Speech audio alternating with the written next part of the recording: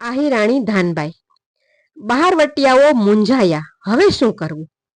એ મૂંઝવણમાં મુકાતા ધાનબાઈમાં આગળ સાથીઓની લાશ સોંપવાની માગણી કરી, પરંતુ ધાનબાઈ માએ બંદૂકનો એક ભડાકો કરી વધારે એક બહારવટિયાની છાતી વીંધી નાખી અને હવે બહારવટિયાઓ સાથીઓની લાશો હાથવગી કરવા માટે મરણિયા થયા અને આખરી ઉપાય તરીકે મેણન પસાયતાના ઘરને આગ લગાવવા બોરડીના ગાળિયા અને બાવળના ઠરડા ફરતે ખોરડાની ફરતે ખડકવાના શરૂ કરી દીધા અને 80 વર્ષના ધાનબાઈ માએ ચંદ્રના આછા અજવાળામાં મોભારે ચડીને બહારવટિયા સરદારની છાતીનું નિશાન તાક્યું.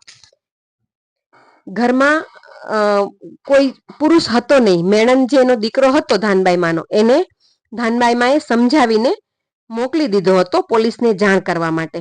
હવે માત્ર સોનબાઈ અને ધાનબાઈ બંને જ સ્ત્રીઓ ઘરમાં હતી અને બહારવટિયાઓએ આવી રીતે ઘરને સળગાવવાનું નક્કી કર્યું.